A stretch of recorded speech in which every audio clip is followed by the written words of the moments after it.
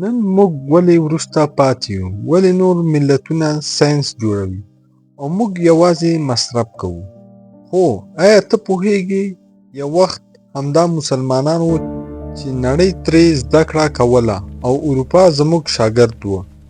دا افسانه نه ده، دا رښتینی تاریخ دی. تصور وکړه یو ښار چې شپه هم د علم په رڼا روښانه وي، زرګونه کتابونه، سلګونه عالمان او هره کوڅه کې تحقیق روان وي. دا ښار لندن نه و، پاریس نه و، دا بغداد و. او تر ټولو لوی حقیقت څه دی؟ دا خلک یوازې عرب نه و، فارس نه و، ترک نه و، دا ټول مسلمانان وو. یعنی ستا او زما نیکونه. په عباسي دور کې الخوارزمي الجبرا ایجاد کړه، ابن سینا په طب کې انقلاب راوست، ابن حسم کامرا ایجاد کړه، الرازي روغتونونه جوړ کړل. نن چې ته موبایل کاروې، کمپیوټر کاروې یا عصري طب کاروې، ریښه یې همدلته ده، په مسلمانانو کې. خو هماغه وخت اروپا تیاره وه، خلک بې سواده وو، کتابونه سوځول کېدل. خو بغداد ته په نړۍ کې سیلیکون ویل کېدل. ولې دومره پرمختګ؟ ځکه اسلام وایي اقرا.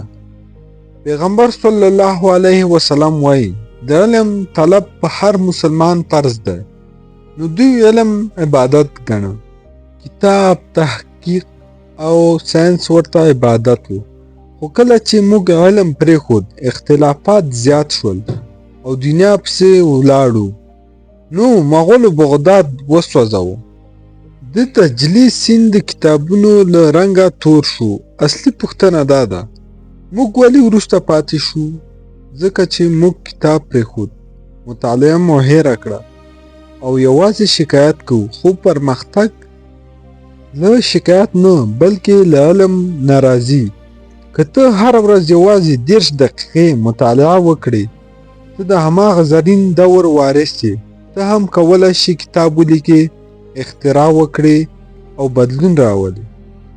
امت ته اتلان پکار دي او شاید راتلونکی عالم ته وي.